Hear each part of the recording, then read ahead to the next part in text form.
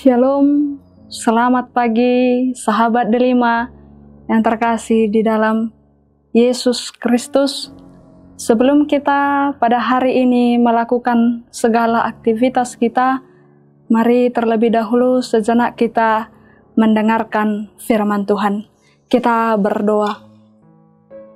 Sungguh kami bersyukur ya Tuhan Allah atas penyertaan-Mu di dalam kehidupan kami. Hingga pada pagi hari ini Tuhan, kami dapat bangun dari tidur kami dan merasakan nafas kehidupan daripada-Mu. Sebelum Tuhan kami melakukan segala aktivitas kami pada satu hari ini, kami akan mendengarkan firman-Mu.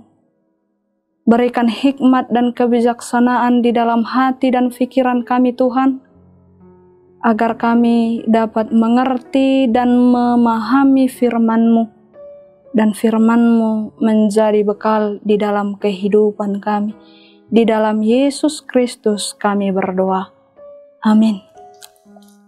Nats firman Tuhan pada pagi hari ini tertulis dalam Kisah Para Rasul pasal 3 ayat 2 dan ayat 8.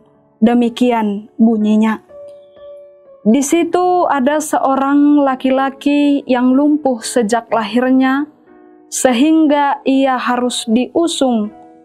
Tiap-tiap hari orang itu diletakkan dekat pintu gerbang bait Allah yang bernama Gerbang Indah untuk meminta sedekah kepada orang yang masuk ke dalam bait Allah. Ia melonjak berdiri lalu berjalan kian kemari dan mengikuti mereka ke dalam bait Allah, berjalan dan melompat-lompat serta memuji Allah. Saudara-saudari yang terkasih, Yesus sudah membekali murid-muridnya agar murid-murid bisa melanjutkan tugas dan pelayanan Yesus.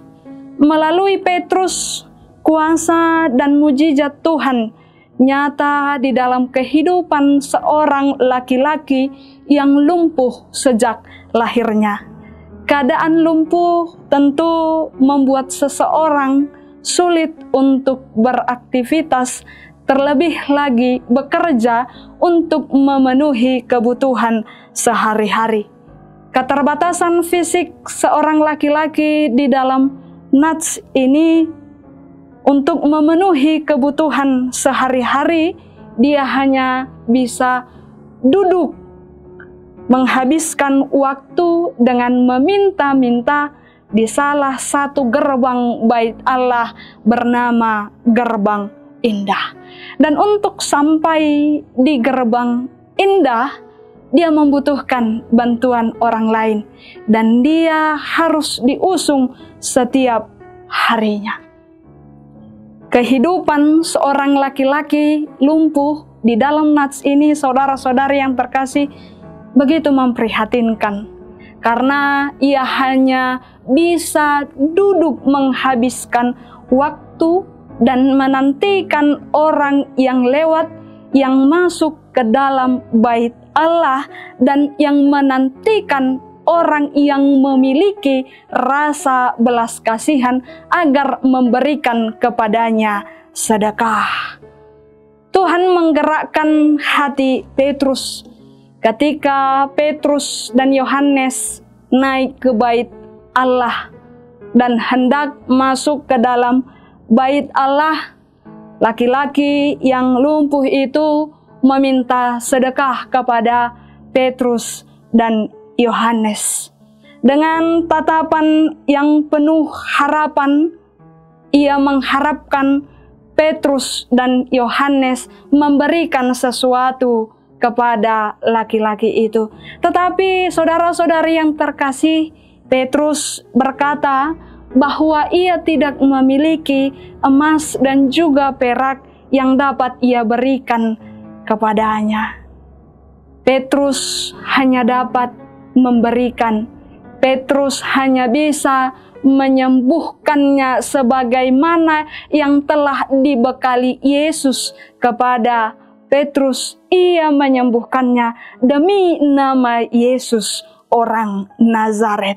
Saudara-saudari yang terkasih, dalam nama Yesus mujizat nyata. Seorang laki-laki yang lumpuh sejak lahirnya dapat berdiri dan juga berjalan. Segera ia meninggalkan pekerjaannya yang selama ini hanya duduk dan meminta-minta dan menantikan rasa belas kasihan. Kini ia meninggalkan dan mengikuti Petrus serta Yohanes masuk ke bait Allah. Dengan kegirangan ia melompat-lompat lalu memuji nama Tuhan. Saudara-saudari yang terkasih, seorang laki-laki yang lumpuh, keterbatasan fisik yang ia miliki ternyata tidak membuat dia menyerah. Dia tetap semangat melakukan pekerjaannya walau hanya sebagai peminta-minta. Saudara-saudari yang terkasih, apapun keadaan kita saat ini, bagaimanapun kondisi kita saat ini, meski terkadang terasa sakit, susah, dan berat, mari meniru seorang laki-laki yang lumpuh. Dia tidak pernah menyerah. Jangan pernah fokus kepada pergumulan dan tetaplah semangat untuk menghadapi segala keadaan dan kondisi hidup. Saudara-saudara yang terkasih, apa yang dapat kita lihat dari Nats hari ini, Tuhan memakai hidup siapa saja untuk membantu dan membawa kita keluar dari berbagai pergumulan dan kesusahan kita. Tuhan memakai siapa saja untuk menyatakan kuasa dan mujizatnya di dalam kehidupan kita. Oleh karena itu, saudara-saudari yang terkasih, mari mengarahkan pandangan kita kepada Tuhan. Mari menyerahkan hidup kita seutuhnya kepada Tuhan. Mari mempercayakan bahwa pertolongan Tuhan tidak akan pernah terlambat di dalam kehidupan kita. Ketika kita mau mengarahkan hidup kita kepada Tuhan, kita akan bisa melihat dan merasakan kuasa dan mujizat Tuhan nyata di dalam kehidupan kita. Kita akan bisa melihat perubahan-perubahan yang luar biasa di dalam hidup kita, sehingga kuasa dan mujizat Tuhan yang nyata di dalam kehidupan kita mampu membuat kita melompat-lompat kegirangan dan bersukacita memuji nama Tuhan. Amin. Kita berdoa. Terima kasih Yesus atas firman-Mu yang menyapa kami pada pagi hari ini. Kiranya Tuhan, firman-Mu menguatkan hati dan pikiran kami, memberikan kami kebijaksanaan, agar kami Tuhan di dalam satu hari ini berhikmat melakukan segala aktivitas kami dan kuat menghadapi segala yang terjadi di dalam satu hari ini. Kami serahkan Tuhan hidup kami ke dalam tangan pengasihan Tuhan.